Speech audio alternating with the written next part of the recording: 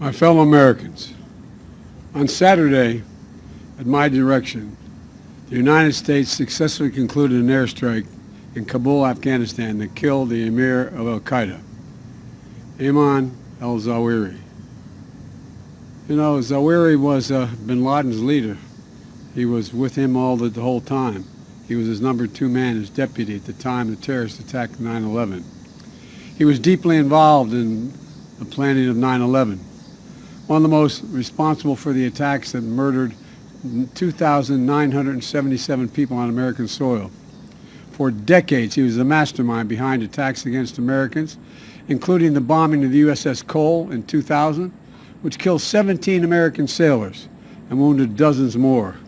He played a key role in the bombing of U.S. embassies in Kenya and Tanzania, killing 224 and wounding over 4,500 others.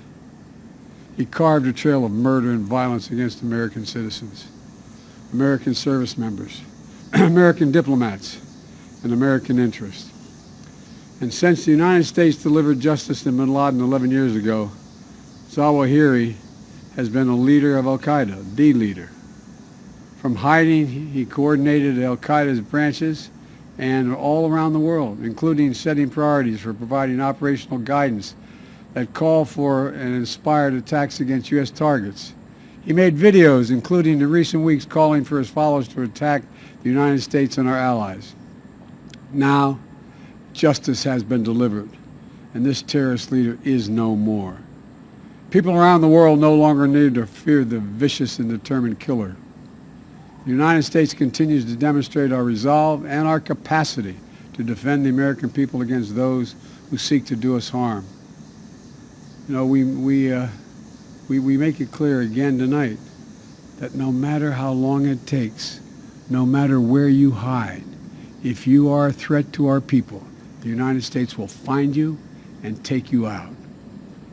After relentlessly seeking Zawahiri for years under Presidents Bush, Obama, and Trump, our intelligence community located Zawahiri earlier this year.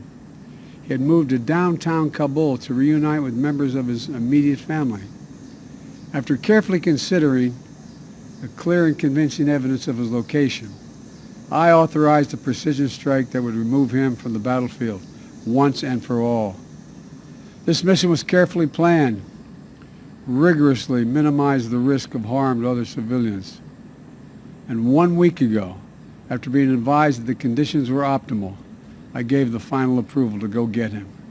And the mission was a success. None of his family members were hurt, and there were no civilian casualties.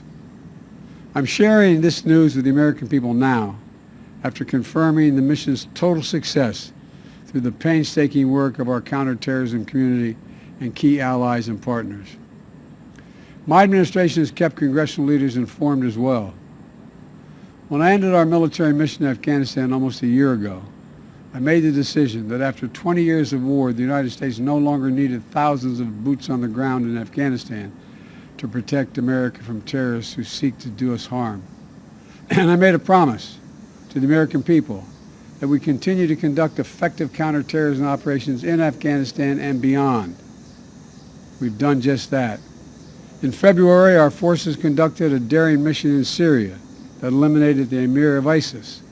Last month, we took out another key ISIS leader. Now we have eliminated the emir of Al-Qaeda.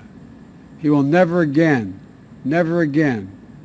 allow Afghanistan to become a terrorist safe haven, because he is gone, and we're going to make sure that nothing else happens. You know, it can't be a launching pad against the United States. We're going to see to it that won't happen. This operation is a clear demonstration that we will, we can, and we'll always make good on the solemn pledge. My administration will continue to vigilantly monitor and address threats from Al-Qaeda, no matter where they emanate from. As Commander-in-Chief, it is my solemn responsibility to make America safe in a dangerous world. The United States did not seek this war against terror. It came to us, and we answered with the same principles and resolve that have shaped us for generation upon generation: to protect the innocent, defend liberty, and we keep the light of freedom burning, a beacon for the rest of the entire world, because this is a great and defining truth about our nation and our people. We do not break. We never give in. We never back down. Last year on September 11th, I once more paid my respect to Ground Zero in New York City, at that quiet field in Shanksville at the Pentagon, standing in the memorial at Ground Zero, seeing the names of those who died forever etched in bronze is a powerful reminder of the sacred promise we made as a nation. We will never forget. The memorial also bears the quotation from Virgil: "No day shall erase you from the memory of time. No day shall erase you from the memory of time." So we continue to mourn every innocent life that was stolen on 9/11 and honor their memories. To the families who lost fathers and mothers, husbands, wives, sons and daughters, brothers and sisters, friends and co-workers on that searing September day, it is my hope that this decisive action will bring one more measure of closure. No day shall erase them from the memory of time. Today and every day, I'm so grateful for the superb patriots who serve the United States intelligence community and counterterrorism communities. They never forget. And those dedicated women and men who tirelessly work every single day to keep our country safe, to prevent future tragedies. It is thanks to their extraordinary persistence and skill that this operation was a success. They've made us all safer. And to those around the world who continue to seek to harm the United States, hear me now. We will always remain vigilant, and we will act, and we will always do what is necessary to ensure the safety and security of Americans at home and around the globe. Today, we remember the lost. We commit ourselves to the safety of the living, and we pledge that we shall never waver from defending our nation and its people. Thank you all, and may God protect our troops and all those who serve in harm's way. We will never give up.